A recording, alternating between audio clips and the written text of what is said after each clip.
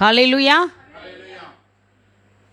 இன்று 5வது நாள் உபவாச ஜெபத்திற்கு வந்திருக்கிற உங்கள் ஒவ்வொருவரையும் இயேசு கிறிஸ்துவின் நாமத்தினாலே ஆசீர்வதிக்கிறோம்.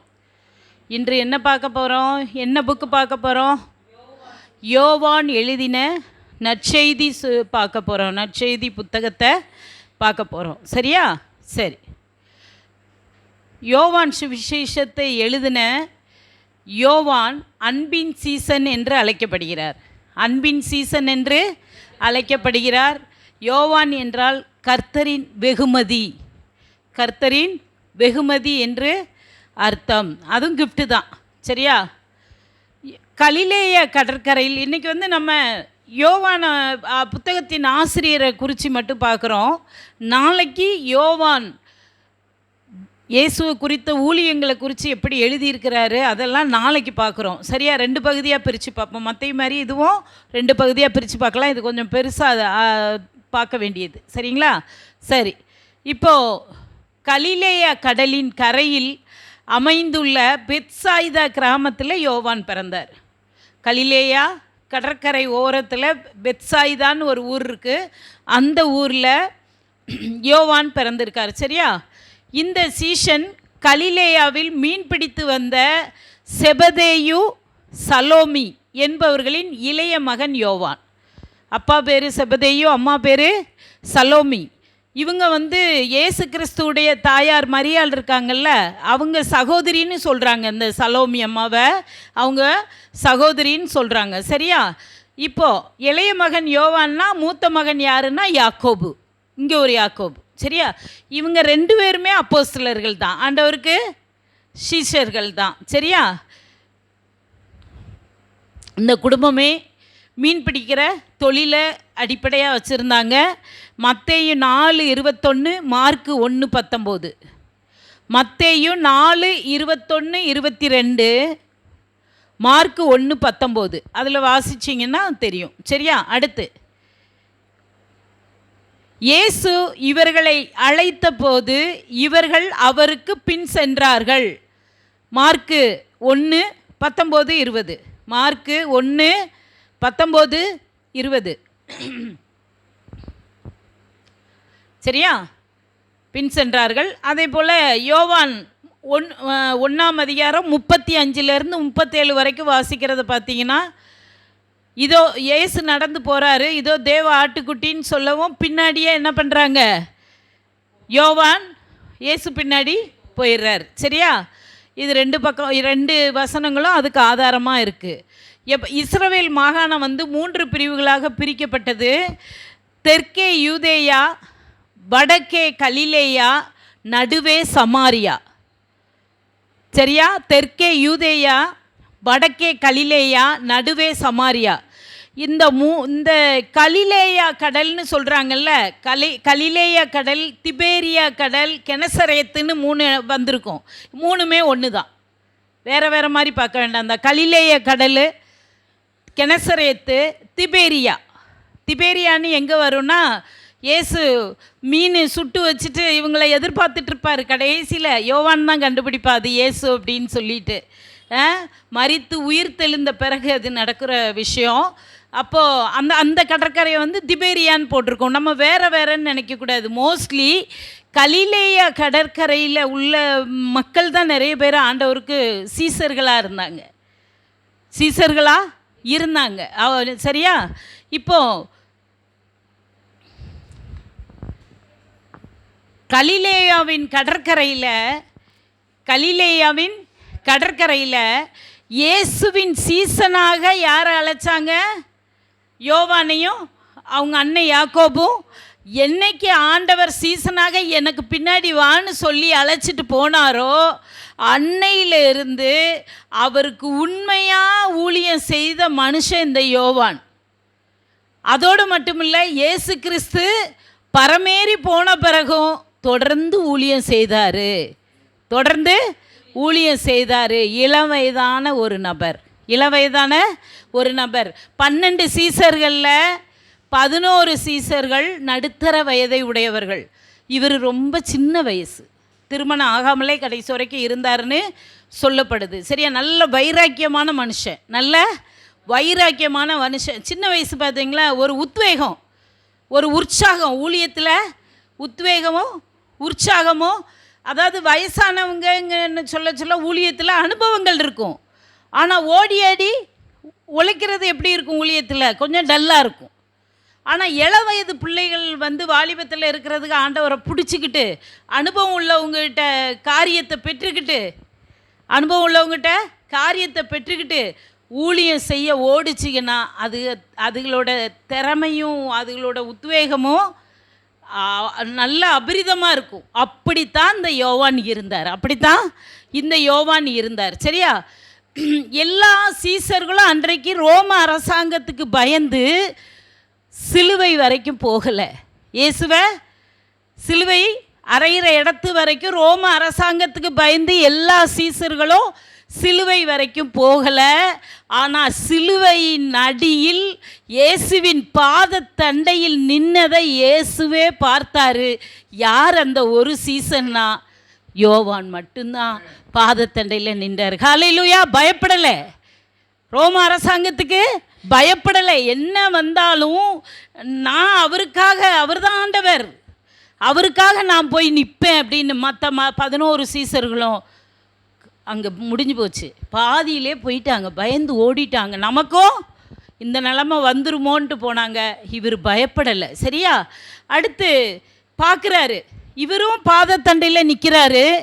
இயேசுவை பெற்ற தாயார் இருக்காங்களே மரியாள், அவங்க தன் பிள்ளையை சிலுவையில் அப்படி அந்த கோலத்தில் பார்க்கும் பொழுது தவிக்கிறாங்க, கண்ணீரோடு தவிக்கிறாங்க. அதையும் அவர்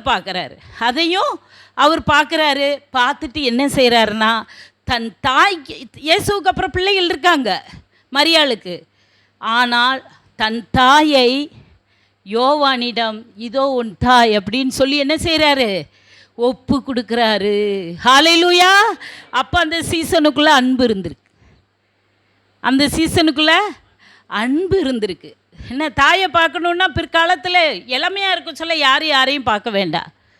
முதுமை அடையும் பொழுது ரத்தம் சுண்டி போயிடும். ஒரு நடக்கிறதுக்கோ தடுமாறுறதுக்கோ அப்படின்னா யார் வேணும்? அவங்க அடுத்த வீட்டு பிள்ளைகள் பார்க்காது, தன் பிள்ளைகள் வந்து என்ன செய்யணும், பார்க்கணும். அப்போ இந்த பையன் இளமை, உள்ளமெல்லாம் அன்பு. அதனால தான் இந்த சீசனை அன்பின் சீசன்னு ஆண்டவர் அழைச்சார். எந்த உன் தாயின்னு சொன்னார். உடனே இயேசு என்ன பண்ணார்? அன்று முதல் அந்த சீசன் மரியாளை தன் தாயாக ஏற்றுக்கொண்டு தன்னோடு சேர்த்து கொண்டான். அந்த உள்ளத்தில் இருக்கிற அன்பு இன்னைக்கு நமக்குள்ளே இருக்கான்னு பார்க்கணும். அந்த உள்ளத்தில் இயேசு பார்த்தாரு, யோவானுக்குள்ளே அன்பு இருந்ததை பார்த்தார். எப்பவும் இயேசு மார்பில் சாஞ்சிருந்த ஒரே சீசன் யோவான். ஏன் சாஞ்சிக்கிட்டே இருக்கணும்? உங்கள் குழந்தைகள் 5 குழந்தை இருக்குது, ஒரு குழந்தை மட்டும் எப்போ பார்த்தாலும் நெஞ்சோரம் ஒட்டிக்கிட்டே இருக்குது, இறங்க மாட்டுக்கு இறக்கி விட்டா.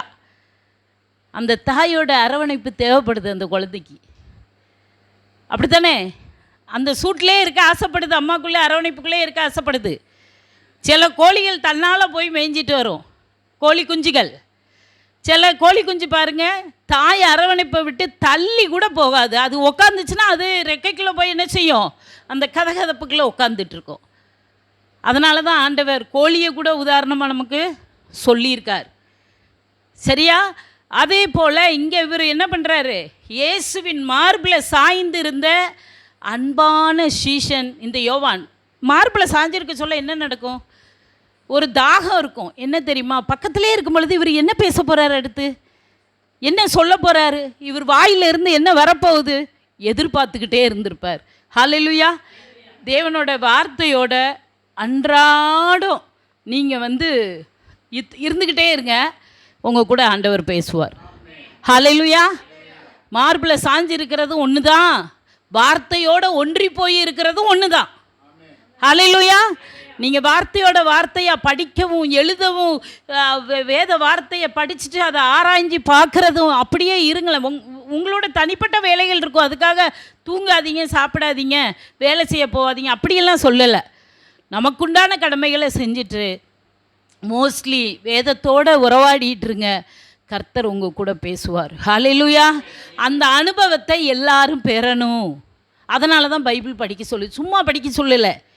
நம்ம என்ன படிச்சுட்டு போய் அங்கங்கே போய் மேடை பேச்சா பேச போகிறோம் இல்லையே. நம்ம கூட ஆண்டவர் பேசணும். ஹல்லேலூயா. அந்த சத்தத்தை கேட்கணும். தேவனுடைய சத்தத்தை கேட்டிங்கன்னா அவர் நம்ம மேலே வச்சுருக்க சித்தத்தை நீங்கள் கண்டுபிடிச்சிருவீங்க. ஹல்லேலூயா. அந்த சித்தம் உங்களுக்கு தெரியும். உங்களை அவர் என்னவா கொண்டு போக போகிறாரு, என்னவா வழி நடத்த போகிறாரு. அப்படி தானே? பயன்படுத்தணுன்னா என்ன செய்வார்? ஆயத்தப்படுத்துவார். எதுலையாவது ஆயத்தப்படுத்துவார். அந்த நாட்கள் வரைக்கும் அமைதியாக தான் இருப்போம். ஒரு நாள் பயன்படுத்துகிற காலம் ஆண்டவருடைய பேரன்பு கிருபை நம்மகிட்ட இருந்து வெளிப்படுறத அநேக கண்கள் காணும். ஹல்லேலூயா. அது வரைக்கும் அற்பமாக தான் பார்ப்பாங்க. அதை பற்றியெல்லாம் கவலையே படக்கூடாது. அவர் நடத்துகிற வழி தனி வழி. உலகம் சொல்லுது என் வழி தனி வழின்னு. இல்லை இல்லை, ஆண்டவர் ஒருத்தரை நடத்துகிறாருன்னா அது தனி வழி, யுனிக்கோ, தனித்துவம் வாய்ந்தது. யாராலையும் அப்படி நடத்த முடியாது. ஹல்லேலூயா. தாய் தகப்பன் கூட உங்களுக்கு சொல்கிற புத்தி கூட சில நேரம் தடுமாறிடலாம். ஆனால் தகப்பன், பரம தகப்பன் நமக்கு கொடுக்குற சத்தியமும் வேத வாக்கும் வழி நடத்துதலும் ஒரு நாளும் மாறாது. ஹல்லேலூயா. அதை யோவான் நல்லா புரிஞ்சு வச்சுருந்தார். அதனால தான் அவர் மார்பிளஸ் எந்நேரமும் சாஞ்சிருந்த சீஷனாக இருந்தார்.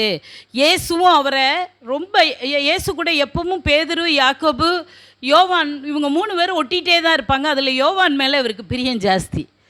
யோவான் மேலே பிரியம் ஜாஸ்தி. சரியா? அப்போது இவர் ஆதி திருச்சபையில் யோவான் வளர்ந்து சின்ன வயசு தான், வளர்ச்சியில் ஊழியத்தில் நல்லா இருக்கும் பொழுது என்ன நடக்குதுன்னா, ஆதி திருச்சபையில் சபைக்கு ஒரு பொறுப்பாளராக சபையை நடத்துகிறவராக யோவான் இருந்தார். ஹல்லேலூயா. திருச்சபை வளர்ச்சிக்கு பெரும் பங்காற்றி இருக்கிறார். திருச்சபை வளர்ச்சிக்கு அந்நாட்களில் பெரும் பங்காற்றி இருக்கிறார். சபைகள் வளர்றது, நம்ம ஒரு ஆத்மாவை கூட்டிகிட்டு வர எவ்வளோ கஷ்டப்படுறோம் சொல்லுங்களேன். ஒரு ஆத்மாவை நான் கொண்டு இந்த ஆலயத்தில் விடுவேன். நான் காலையில் கூட ஒரு பொண்ணுகிட்ட பேசிகிட்டு இருந்தேன் சபையில். உன்னோட சகோதரிக்கிட்ட பேசு, உன்னோட அம்மாட்ட பேசு, உன் தம்பிகிட்ட பேசு. நம்ம வீட்டுக்குள்ளே உள்ளவங்களே நம்மளால் ரட்சிக்கப்பட வைக்க முடியலன்னா தெருவில் போய் யாருக்கு ஒருத்தருக்கு சுவிசேஷம் சொல்ல போகிறோம் சொல்லுங்கள். கணவன் ரட்சிக்கப்பட்டிருந்தா மனைவியை ரட்சிப்புக்குள்ளே வழி நடத்துங்க. நாங்களும் நடத்துவோம், வீட்டுக்குள்ளே நீங்களும் நடத்துங்க. நீங்கள் நடந்துக்கிறத பொறுத்து மனைவி ஆட்டோமேட்டிக்காக வந்துடும். காலைல பாஸ்டர் சொன்னாங்களா இல்லையா? அவங்க வரல இவங்க வரலன்னு இல்லை, நீங்கள் வாங்க. நீங்கள் நடந்துக்கிறத வச்சு உங்கள் பிள்ளைகளோ கணவனோ, இல்லை கணவன் வந்துக்கிட்டு இருந்தால் மனைவியோ பிள்ளைகளோ தேவனுக்குள்ளே அப்படியே நல்லா வந்து சேருவாங்க. நம்மளோட நடக்கை வேதத்தின் ஒரு மாதிரியாக இருக்கணும். ஒரு மாதிரியாக இருக்கக்கூடாது, வேதத்தின் மாதிரியாக இருக்கணும். ஹல்லேலூயா. இப்போ இவங்களை வந்து பவுல் வந்து கலாத்தியர் 2:9 திருச்சபையின் தூண்கள் என்று அழைத்திருக்கிறார். அழைக்கப்பட்டவர்களில் யோவான் ஒருவரும். திருச்சபையின் தூண்கள் என்று அழைக்கப்பட்டவர்களில் யோவானும் ஒருவர் என்று பவுல் கலாத்தியரில் எழுதியுள்ளார். 2:9 எழுதியுள்ளார். சரியா?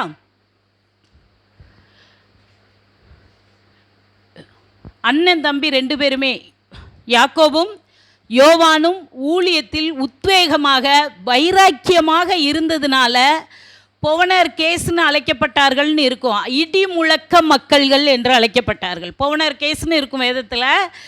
இடி முழக்க மக்கள். இவங்க 2 பேரும் அண்ணனும் தம்பியும் ஆண்டவருக்கு ஊழியத்தில் அவ்வளோ ஒரு வைராக்கியமாக உத்வேகமாக. அதனால் புனை பெயர் அவருக்கு இட்டாங்க, இடி முழக்க மக்கள். மார்க்கு 3:17 குறிச்சிக்கோங்க. மார்க்கு 3:17. சரியா? 11 சீஷர்கள் ஊழியத்து நிமித்தம் இரத்த சாட்சியாய் மரித்தார்கள். 12 சீஷர்கள் இயேசுவுக்கு, 11 சீஷர்கள் ஊழியத்து நிமித்தம் இரத்த சாட்சியாய் தலை துண்டிக்கப்பட்டு தலையிலாய் சிலுவையில் அறையப்பட்டு மரணங்கள்லாம் கல்லெறிந்து, ஒவ்வொருத்தருக்கும் நீங்கள் இப்போ சீசர்களோட மரணங்களை பார்த்தீங்கன்னா கொடூரமான மரணங்கள் ஏற்றுக்கிட்டாங்க. இவர் நீண்ட நாள் வாழ்த்து இயற்கையாக மரித்தவர். நீண்ட நாள் வாழ்ந்து கிட்டத்தட்ட 100 வருஷம் வாழ்ந்து இயற்கையாக மரித்த இவர் ஒருவர். மற்ற எல்லாரும் இரத்த சாட்சியாக கிறிஸ்து பிறப்புக்கு பின்னாடி 70ஆம் நூற்றாண்டு 70வது வருஷத்துக்கு அப்புறம், கிபி 70க்கு அப்புறம் 11 பேருமே கிட்டத்தட்ட மரிச்சிட்டாங்க. இவர் ஒருவர் மட்டும் என்ன இருந்தார்? மீந்து இருந்தார். சரியா? இவர் இயேசுவோட மரணத்தில் கூட இருந்தார், இயேசுவோட மரணத்தில் கூட இருந்தார், உயிர்த்தெழுதல்லையும் கூட இருந்தார். சிலுவைக்கு அடியில் நின்னாரா? அவர் பாதத்தண்டையில் நின்னாரா? அடுத்து உயிர்த்தெழுதலுடனும் தொடர்புடைய எல்லா நிகழ்வுகளிலும் அப்போஸ்தலரை விட இயேசுவின் மிக அருகில் இருந்தவர் யோவான். ஹல்லேலூயா. ஏன் இதை சொல்கிறேன் அப்படின்னு சொன்னால், இயேசு உயிரோடு எழுந்த பின் யோவானுக்கு தன்னை வெளிப்படுத்தினார். இயேசு உயிரோடு எழுந்த பின் யோவானுக்கு தன்னை வெளிப்படுத்தினார். யோவான் 21:2-7. யோவான் 21:2-7. அதாவது இயேசு மரிச்சிட்டாருன்னு உடனே பேதுரு என்ன பண்ணார் தெரியுமா? இயேசு மரித்த உடனே இவர் சிறு வயசு இல்லையா, இவர் பேதுரு கூடயே ஒட்டிக்கிட்டு இருந்தார். பேதுருவை விட்டு விலகலை. பேதுரு என்ன செய்ய போயிருப்பார்? ஏற்கனவே மீன் பிடிச்சவர். இயேசு இறந்து போயிட்டார். அவர் நினச்சிட்டார் மறுபடி வருவாருன்னு தெரியல. சொல்லிட்டு தான் போனார், ஆனால் அது அந்த விளக்கங்கள் அவர்களுக்கு புரியல. மறுபடி மீன் பிடிக்க போன உடனே இவங்க எல்லாம் மீன் பிடிக்கிற கூட்டவங்க அப்படி தானே, பேதுருவோடு சேர்ந்து யோவானும் மீன் பிடிக்க போயிட்டார். கடலுக்குள்ளே போயிட்டு வாராங்க. தூரத்தில் ஏசப்பா மாதிரியே ஒரு நபர் தெரியுது.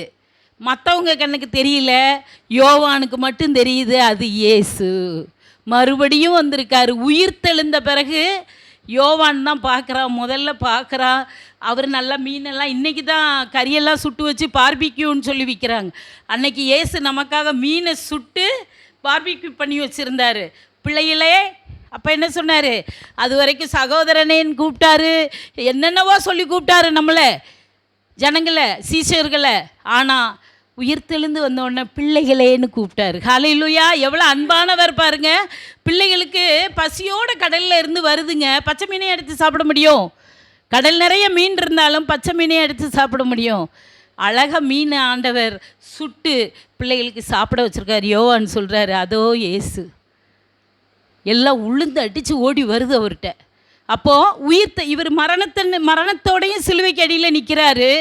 உயிர்த்தெழுதல்லையும் யோவான் கப்பலில் இருந்து பார்க்குறாரு. சரியா? அடுத்து இயேசு பரமேறினதற்கு பிறகு யோவான் பேதுருவை விட்டு விலகலை. அப்போஸ்தலர் 3:1, 4:13. பேதுருவை விட்டு விலகலை. அப்போஸ்தலர் 3:1, 4:13. வீட்டுக்கு போய் ஒவ்வொரு வசனமாக எடுத்து பாருங்க. கண்களால் எழுத்துக்களை பார்த்து வாயினால் வார்த்தைகளை உச்சரித்து தன்னோட காதில் நீங்கள் அந்த வசனத்தை கேட்டு பாருங்க. ஆசீர்வாதம் உங்கள் தலையின் மேலே, சிரசின் மேலே இறங்கும். ஹல்லேலூயா. எப்பொழுதும் வார்த்தையை சத்தமாக வசனத்தை வாசிங்க, வாயினால் வாசிங்க. கண்கள் பார்க்கணும், உங்கள் காதுகள் அந்த வார்த்தைகளை கேட்கணும். அப்போ தான் உங்கள் சிரசு மேலே ஆசீர்வாதம் இறங்கும். அதை நான் அனுபவிக்கிறதுனால உங்களுக்கு சொல்கிறேன். ஹல்லேலூயா. சரி, அடுத்து யோவான் எருசலேமிலே சில காலம் தங்கி இருந்தார். பின்னர் அங்கிருந்த திருச்சபையின் தலைவரானார். அப்போஸ்தலர் 15:6, கலாத்தியர் 2:9. அப்போஸ்தலர் 15:6, கலாத்தியர் 2:9.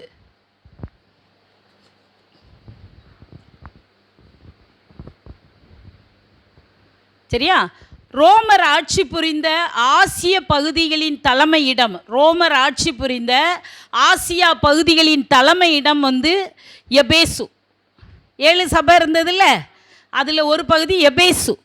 அந்த எபேசு சபைக்கு இவர் பொறுப்பாளராக இருந்திருக்கிறார். வெளிப்படுத்துதலில் இருக்கு இல்லையா? வெளிப்படுத்துதல் 1:11 குறிச்சிக்கோங்க. வெளிப்படுத்துதல் 1:11. ரோமர் ஆட்சி புரிந்த ஆசியா பகுதிகளின் தலைமையிடம் எபேசு. அங்கே வாழ்ந்திருக்கிறாரு யோவான். எபேசு சபைக்கு பொறுப்பாளராகவும் இருந்திருக்கிறார். சரி, யோவான் என்னென்ன நூல்கள் எழுதினாரு சொல்லுங்க? யோவான் என்னென்ன நூல்கள் எழுதினாரு? இந்த நற்செய்தி நூல் எழுதினாரு. அதனால் அவர் ஆசிரியர், அவரை குறித்து பார்க்குறோம். வேறு என்னெல்லாம் எழுதியிருக்காரு? அப்போஸ்தலர் லூக்கா எழுதிட்டு அப்போஸ்தலர் தொடர்ச்சி. அது ரெண்டுமே மகா கணம் பொருந்திய தெய்யாப்பிலுவேன்னு தொடங்கும். அதனால் லூக்காவும் அதுவும்.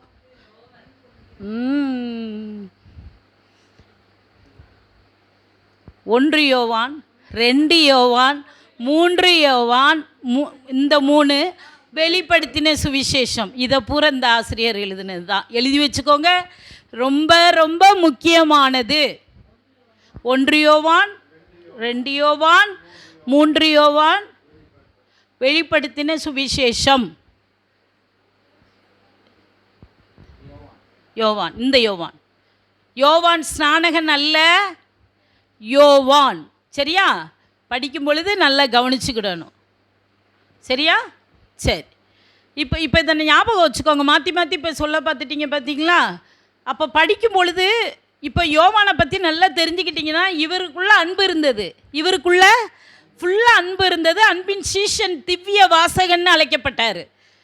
இப்போ இந்த அன்பு அவர் உள்ளத்தில் இருக்கிறத தெரிஞ்சுக்கிட்டு நீங்கள் அவர் எழுதின புத்தகங்களை படிக்கும் பொழுது அங்கே அன்பாக வெளிப்படும். அதை வச்சு கண்டுபிடிக்கலாம்.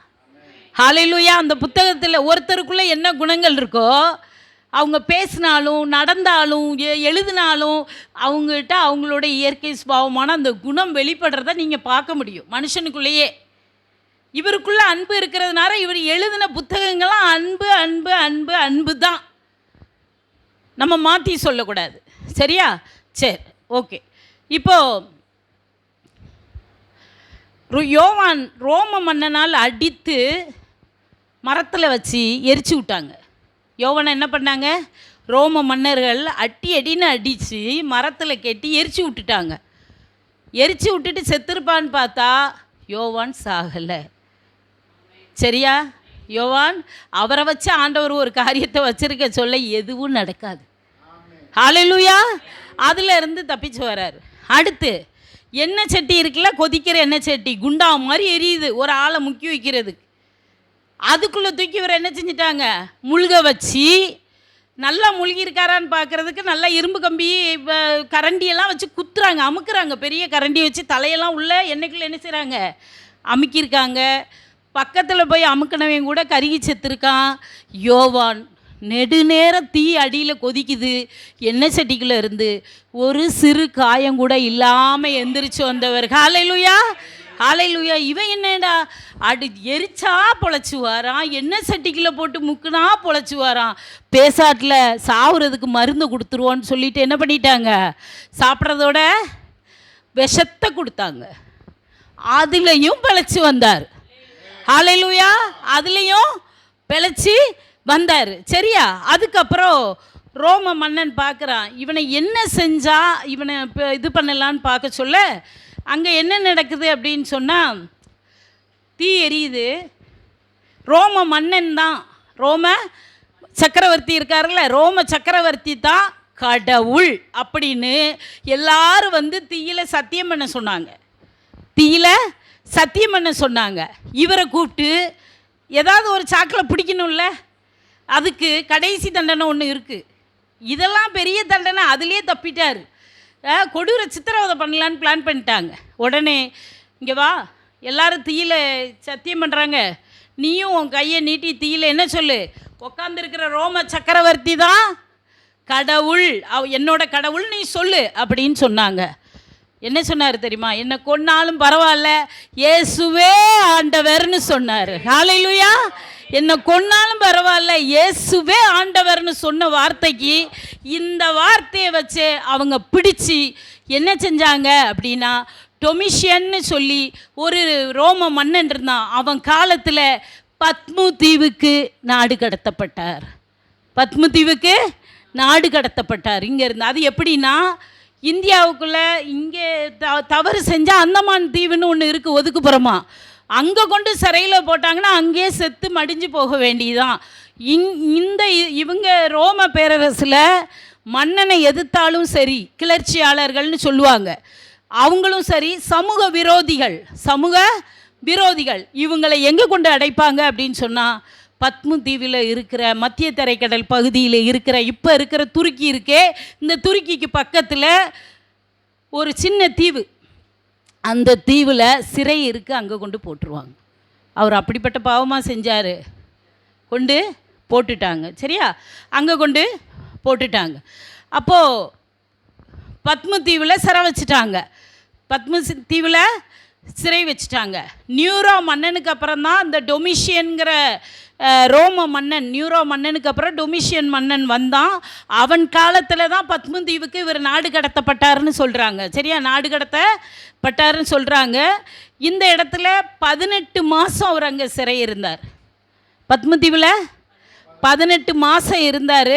அங்கே வந்து அடுத்து ஒரு மன்னன் வாராரு, டொமிஷியனுக்கு பின்னாடி நெர்வான்னு ஒருத்தர் வாராரு. அந்த ரோம மன்னன் இவரை விடுதலையாக்கிட்டார். ரோம மன்னன் 18 மாதம் கழித்து அவரை விடுதலையாக்கிட்டார். ஆனால் அங்கே இருக்கும் பொழுது ஆண்டவரால் யோவான் ஆவிக்குள்ளாக்கப்பட்டார். ஹல்லேலூயா, ஆவிக்குள்ளாக்கப்பட்டார். அப்போ என்ன நடக்குதுன்னா, அவர் கண்ட 4 பரலோக காட்சிகளை பார்க்குறாரு. தரிசனங்கள், அவருக்கு கிடைச்ச தரிசனங்கள் அத்தனையும் தொகுத்து கண்டது, கேட்டது, பரலோக ராஜ்யத்தை குறித்து, பரலோக காட்சியை குறித்து, என்ன பரலோக இது காட்சிகளை எல்லாத்தையும் என்ன செஞ்சிட்டார், எழுதிட்டார். அந்த தொகுப்பாக எழுதிட்டார். அவருக்கு தரிசனமாக ஆண்டவர் காட்டினார்ல, ஆவிக்குள்ளாக்கி இங்கே பாரு, அங்கே பாரு, இது எப்படி இருக்குது பாரு அப்படின்னு காட்டினதெல்லாம் நினைவுக்கு கொண்டு வந்து கண்டது கேட்டது எல்லாத்தையும் தொகுப்பாக எழுதினார். அதுதான் நமக்கு வேதத்தின் கடைசி பகுதியான வெளிப்படுத்தின சுவிசேஷம். வெளிப்படுத்தின சுவிசேஷம் தலைப்பெடுத்து ஒரு நிமிஷம் பாருங்கள் என்ன போட்டிருக்குன்னு. நம்ம அதை வந்து என்னென்னமோ ஷார்ட்டாக வெளிப்படுத்துதல் அப்படி இப்படிலாம் சொல்லுவோம். அங்கே என்ன எழுதியிருக்குன்னு பாருங்கள். வெளிப்படுத்துதல் 1 திவ்ய வாசகனாகிய யோவானுக்கு வெளிப்படுத்தின விசேஷம். ஆண்டவர் யோவானுக்கு வெளிப்படுத்தினார். அவனுக்கு அன்பின் சீஷனுங்கிற பேரோட இன்னொரு பேரும் கொடுக்குறாரு. இடிமுழக்க மக்கள்னு கொடுத்துருந்தாரு. அடுத்து திவ்ய வாசகனாகிய அப்படின்னு சொல்லி எவ்வளோ பெரிய பேரை ஆண்டவர் அவருக்கு கொடுத்துருக்காருன்னு பாருங்கள். கிட்டத்தட்ட 95வது வயசு எபேஸில் தங்கி இருந்தார். அநேகர் அவரை பார்க்க வந்தாங்களாம். 100 வயசாக சொல்ல ஒரு மனுஷனை, தேவ மனுஷனை பார்க்க எவ்வளோ ஆசையாக இருந்திருக்கும். அந்த ஊரில் நம்மளை போல் இருந்தவங்களாம் டெய்லி பார்க்க போவாங்களாம். எங்களுக்கு ஆண்டவரை பற்றி சொல்லுங்க ஐயா. ஆண்டவர் கூட இருந்திருக்காருல்ல. இப்போ நம்ம ஏசப்பா கூட இருந்தவர் நம்ம கூட இருக்காருன்னா, ஏசப்பா இன்றைக்கி நமக்குள்ளே இருக்கார். ஆனால் அவரை தொட்டு பார்க்குற மாதிரி இல்லைன்னு ஒரு ஏக்கம் இருக்க தானே செய்யும். எங்கள் வீட்டில் ஓயாமல் அடிக்கடி சொல்லுவார், அந்த காலத்தில் போட்ட மாதிரி ஒரு சாக்கு ட்ரெஸ் போட்டு ஏசப்பா கூட இருக்கிறது எவ்வளோ சந்தோஷம். அந்த வீடுகள்லாம் என்ன மாட மாளிகை இல்லை, சும்மா ஓரளவு அப்படி கட்டி வச்சுருந்தாங்க. அப்படி இருந்தால் எப்படி இருக்கும் அப்படின்னு அடிக்கடி சொல்லிகிட்டு இருப்பார். அது மாதிரி ஏசப்பா இங்கே இருக்காருன்னா, ஏசப்பா கூட இருந்தவர் இருக்காருன்னா நம்ம என்ன கேட்போம்? நம்ம தாத்தா பாட்டி பூட்ட ஒரு ஆள் இருந்தாலே போதும். அப்போ சுதந்திரத்தில் என்ன நடந்தது, அப்போ என்னென்ன கேட்கலையா?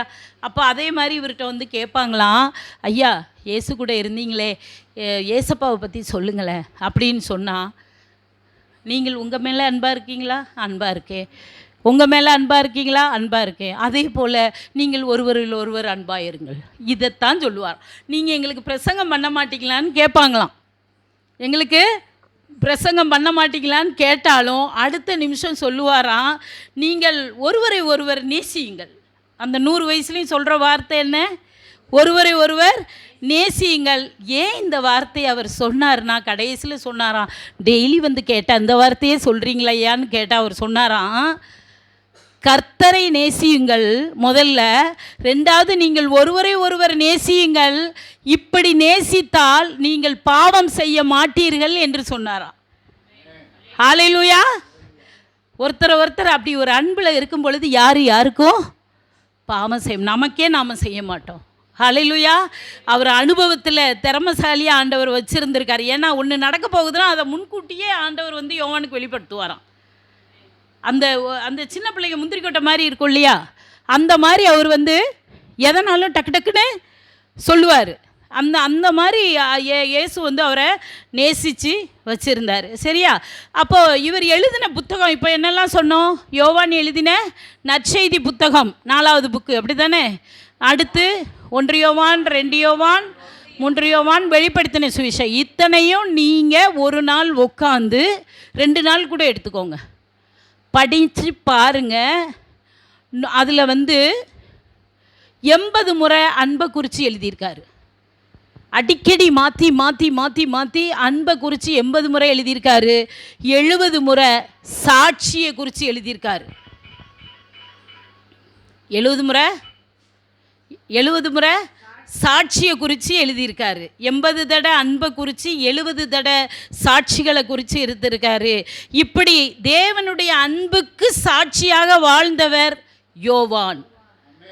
ஹல்லேலூயா. தேவனுடைய அன்புக்கு சாட்சியாக வாழ்ந்தவர் யோவான். சரியா? இவர் அன்புக்கும் தேவனுடைய அன்புக்கு சாட்சியாக வாழ்ந்தவர் யாரா? யோவான். இவர் எதை குறித்து அன்பை குறித்து, முதல்ல அன்பை குறித்து சொல்கிறேன், ரெண்டாவது சாட்சியை குறித்து சொல்கிறேன். ஒரு படித்த இந்த புத்தகங்களில் அன்பை குறித்து எங்கெல்லாம் சொல்லியிருக்காருன்னு பார்ப்போம். தேவன் அன்பாகவே இருக்கிறார். 1 யோவான் குறிச்சிக்கோங்க, 4ஆம் அதிகாரம் 8-16. தேவன் அன்பாகவே இருக்கிறார். 1 யோவான் 4ஆம் அதிகாரம் 8வது வசனம் 16வது வசனம் குறிச்சிக்கோங்க. 2வது பாயிண்ட், அவருடைய குமாரனில் அன்பாக இருக்கிறார். அவருடைய குமாரனில் அன்பாக இருக்கிறார். 2வது பாயிண்ட், யோவான் 3:35. யோவான் 3:35.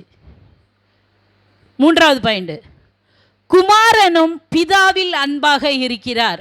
குமாரனும் பிதாவில் அன்பாக இருக்கிறார். யோவான் 14:32.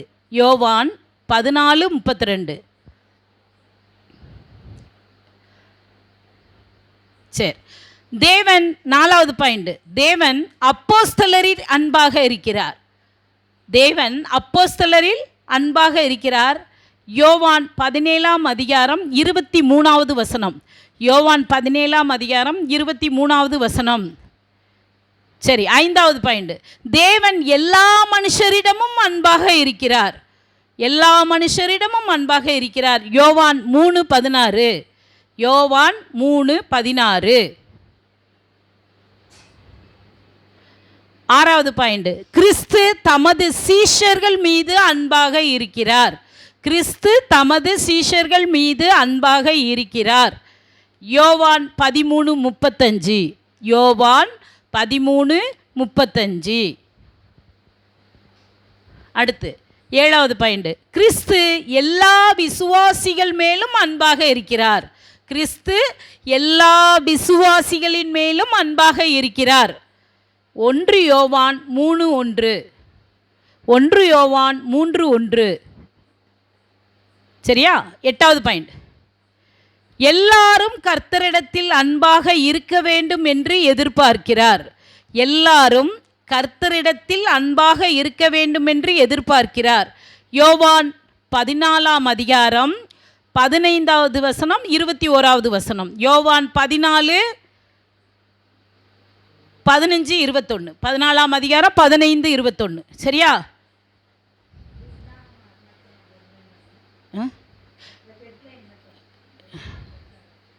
எல்லாரும் கர்த்தரிடத்தில் அன்பாக இருக்க வேண்டும் என்று எதிர்பார்க்கிறார். அடுத்து 9வது பாயிண்ட், விசுவாசிகள் ஒருவரை ஒருவர் நேசிக்க வேண்டும். விசுவாசிகள் ஒருவரை ஒருவர் நேசிக்க வேண்டும். 1 யோவான் 4ஆம் அதிகாரம் 11-21. 1 யோவான் 4ஆம் அதிகாரம் 1 யோவான் 4ஆம் அதிகாரம் 11-21. சரியா? 10வது, அன்பு தேவ கட்டளையை நிறைவேற்றுகிறது. ஹல்லேலூயா. ஹல்லேலூயா. அன்பு தேவ கட்டளையை நிறைவேற்றுகிறது. அவர் கொடுத்த பிரமாணங்கள், கட்டளைகள் அத்தனையும் உங்களுக்குள்ளேயும் எனக்குள்ளேயும் அன்பு இருந்தால் மட்டுமே நிறைவேற்ற முடியும். ஹல்லேலூயா. யோவான் 14ஆம் அதிகாரம் 23வது வசனம். யோவான் 14ஆம் அதிகாரம் 23வது வசனம். இந்த ஒரு 10 பார்த்துருக்கோன்னு எவ்வளவோ இருக்கலாம். யோசித்து பாருங்க, இவர் எழுதின இந்த புத்தகங்களில் தான் இந்த வசனங்கள் அன்பு அன்பு அன்பு அன்புன்னு இருக்கு. நீங்கள் ஒருத்தர் மேலே இருக்கணும், ஆண்டவர் உங்கள் மேலே இருப்பார், நீங்கள் அவர் மேலே இருப்பீங்க, விசுவாசி மேலே இருப்பார், சீஷர்கள் மேலே இருப்பார், அப்போஸ்தலர்கள் மேலே இருப்பார், தன்னுடைய பிள்ளை மேலே இருப்பார், பிள்ளை பிதாவின் மேலே அவங்க அப்பா மேலே அன்பாக இருப்பார். மொத்தத்தில் தேவன் அன்பாகவே இருக்கிறார்.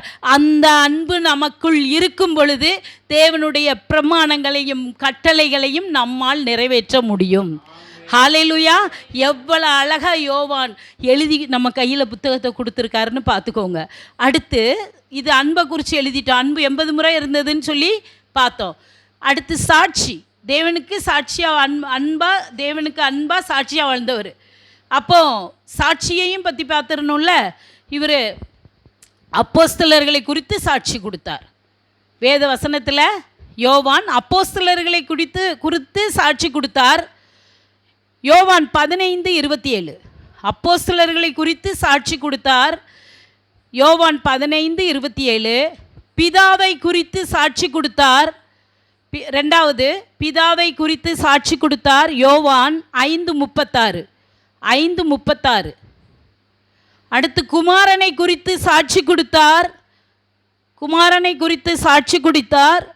யோவான் 18:37 யோவான் 18:37 பரிசுத்த ஆவியானவர், இரத்தம், தண்ணீர் மூன்றையும் குறித்து சாட்சி கொடுத்தார். பரிசுத்த ஆவியானவர், இரத்தம், தண்ணீர் மூன்றையும் குறித்து சாட்சி கொடுத்தார். 1 யோவான் 5:8 1 யோவான் 5:8 முதல்ல அன்பை குறித்து கொடுத்துருந்தாரு. ரெண்டாவது சாட்சிகளை குறித்து பகிர்ந்திருக்கிறார். சரியா? அடுத்து எல்லா சுவிசேஷத்துலேயும் இயேசு செய்த அற்புதங்களாக தான் எழுதப்பட்டு இருந்தது. இவர் இயேசு செய்த அற்புதங்கள்னு சொல்லலை, அடையாளங்கள் என்று வெளிப்படுத்தினார். அடையாளங்கள் என்று சொன்னார். அற்புதங்களெல்லாம் என்ன சொன்னார்? அடையாளங்கள். அடையாளம்னா என்னது? அடையாளம்னா என்னது? ஸ்ட்ராங்காக போட்டு வச்சிடுறது, அப்படி தானே? சிலருக்கு அடித்தா கூட காயம் அடையாளமாக கடைசி காலம் வரைக்கும் இருக்கும், அப்படி தானே? அது அடையாளம், நீக்கப்படாத ஒன்று. அதனால் அந்த அற்புதத்தை இவர் மட்டும் தன்னோட சுவிசேஷத்தில் அடையாளம் என்று குறிப்பிடுகிறார். சரியா? யூதர்களுக்குள்ள மத்தேயு யூதர்களுக்காக தானே சுவிசேஷம் எழுதினார். மத்தேயு புக்கு யூதர்களுக்காக சுவிசேஷம் எழுதப்பட்டது. மார்க்கு ரோமர்களுக்காக எழுதப்பட்டது. லூக்கா கிரேக்கர்களுக்காக எழுதப்பட்டது. இது என்ன? யோவான் எழுதின சுவிசேஷம் யாருக்காக எழுதப்பட்டது என்றால் யூதர்களுக்காகவும் புறஜாதிகளுக்காகவும் மற்ற உலகம் எல்லாத்திற்காகவும் எழுதப்பட்ட சுவிசேஷ நூல். சரியா? யூதர்களுக்காகவும் புறஜாதிகளுக்காகவும் உலகமெங்கும் உள்ள மக்களுக்காக எழுதப்பட்ட நூல். சரியா? இதே யூதர்களுக்குள்ள சில தவறான உபதேசங்கள் வேரூன்றி போயிருந்தது. இந்த யூதர்களுக்குள்ள சில தவறான உபதேசங்கள் வேரூன்றி போயிருந்தது. இயேசுவை நம்மளை மீட்க வந்த மேசியாவா ஏற்றுக்கொள்ளாத நிலைமை மேலோங்கி நின்றுச்சு. இயேசு வந்த கோத்திரமே யூத கோத்திரம் தான். அந்த கோத்திரத்து மக்கள் இவர் தான் நம்மளை மீட்க வந்த நம்ம கூடயே இருக்கிறாருங்க தெரியல பாருங்க. இயேசு தான் நம்மளை மீட்க வந்த மேசியாங்கிறது தெரியல. அதனால தான் அந்த யூத கோத்திரத்தில் வந்த மத்தேயுவை வச்சு ஆண்டவர் எழுத வச்சார். அவங்களுக்கு இயேசு தான் மேசியான்னு எழுத வச்சார். இயேசு தான் மேசியான்னு எழுத வச்சார். மீட்பர், அபிஷேகிக்கப்பட்டவர்னு எழுத வச்சார். இந்த இடத்துலையும் இவங்க தவறான உபதேசம் இவங்களுக்குள்ள யூதர்களுக்குள்ள வேற சொல்லி கொடுத்துட்டு போனதுனால இயேசு மேசியான்னு ஏற்றுக்கொள்ளாத நிலை அவங்களுக்குள்ள மனசில் ஓங்கி நின்றுச்சு.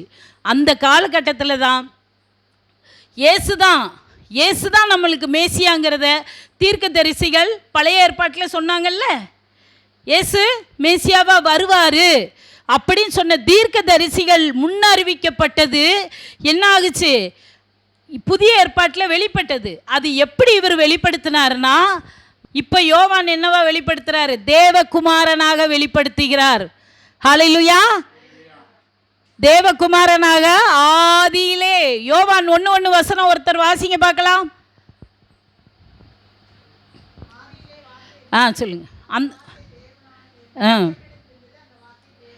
அந்த வார்த்தை தேவனாய் இருந்தது. எல்லாரும் பார்த்தாச்சா அந்த வசனத்தை?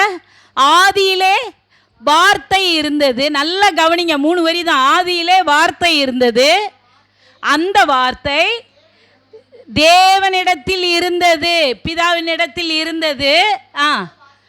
அந்த வார்த்தையே தேவனாய் இருந்ததுன்னு வந்துருச்சா? வெளிப்படுத்துதல் 19:13 எடுத்து வாசிங்க. இரத்தத்தில் தோய்க்கப்பட்ட வஸ்திரத்தை தந்திருந்தார்,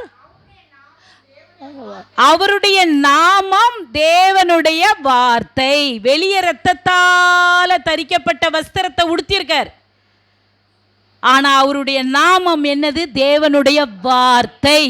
இந்த வார்த்தை தான் யோவான் 1:1 வாசிக்கிறீங்க. வார்த்தையே மனிதனானார், மனுஷகுமாரனா வந்தார். ஆனா ஆதியிலே அவர், ஆதியாகமம் 1:1 அவர் தேவகுமாரனாக கிறிஸ்து இயேசுவாக இருக்கிறார். ஹல்லேலூயா. அத மூல மொழியான எபிரேயத்தில் நம்ம படிக்கும் பொழுது ஆதியாகமம் 1:1 7 வார்த்தைகள் இருக்கிறது. 7 வார்த்தைகள் இருக்கிறது. அதில் இயேசு என்கிற வார்த்தை 3 தடவை உள்ள வருது. ஹல்லேலூயா. இயேசு என்கிற வார்த்தை ஆதியாகமம் 1:1 3 தடவை வருது எபிரேய மூல மொழியில். அதை படிக்கும் பொழுது நம்ம கற்றுக்கொள்ள முடியும். சரியா? அப்போ இயேசு புதிய ஏற்பாட்டில் கன்னிமரியாள் வயிற்றில் பிறந்த உடனே தான் இயேசு வந்தாருன்னு நீங்கள் நினைக்கலாம், நானும் நினைத்திருக்கலாம். இல்லை, அவர் ஆதியிலே கிறிஸ்து இயேசுவாக இருந்தவர். இன்று மனுஷகுமாரனாக, அன்று தேவகுமாரன், இன்று மனுஷகுமாரனாக நமக்காக நம்ம பாவங்களை சுமந்து தீர்க்கிற தேவ ஆட்டுக்குட்டியாக வரும் பொழுது அவர் மனுஷகுமாரனாக வந்தார். வார்த்தையே மனிதனானார். ஹல்லேலூயா. வார்த்தையே மனிதனானார். அதை தான் இங்கே அவர் லூக்கா மனுஷகுமாரனா மனித தன்மையை காட்டுறாரு, இவர் தெய்வீக தன்மையை காட்டுறாரு. தெய்வீக தன்மையை காட்டுறாரு. தேவகுமாரனாகிய கிறிஸ்து அப்படின்னு சொல்றாரு. யூதர்களுக்கு இது கண்டிப்பாக தெரியணும், இவங்க தப்பான உபதேசத்தில் வேரூன்றி நிற்காங்க அப்படின்னு சொல்லி எழுதினாரு. அந்த சுவிசேஷம் தான் இன்றைக்கி நம்ம கையில் இருக்குது. ஹல்லேலூயா. யோவான் எழுதின சுவிசேஷம் மற்ற சுவிசேஷத்தை காட்டத்தில் மிகவும்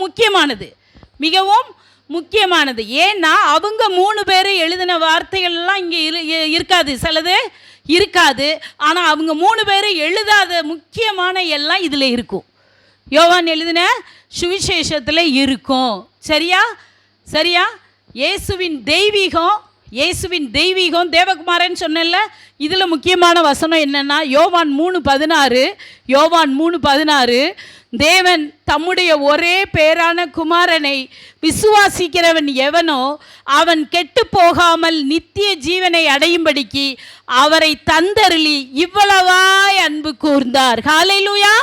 அந்த வசனம் நமக்கு தெய்வீக தன்மை, இயேசுவின் தெய்வீக தன்மையை தேவகுமாரனாக நமக்கு எடுத்து காட்டியிருக்கிறார். அதனால் புறஜாதியாகிய நமக்கும் சரி, யூதர்களுக்கும் சரி, உலகத்தில் உள்ள எல்லா மக்களுக்கும் சரி, இன்று யோவான் எழுதின நற்செய்தி சுவிசேஷம் ஆசீர்வாதமாக இருக்கிறது. ஹல்லேலூயா. இதனோட இன்னைக்கு ஆசிரியரை குறித்து பார்த்துருக்குறோம், யோவான் எழுதின ஆசிரியரை குறித்து பார்த்துருக்குறோம். நாளைக்கு யோவானுக்குள்ளே எப்படி நம்ம யோவானை பகுத்து படிக்கிறதுங்கிறத நம்ம பார்க்க போகிறோம். ஹல்லேலூயா.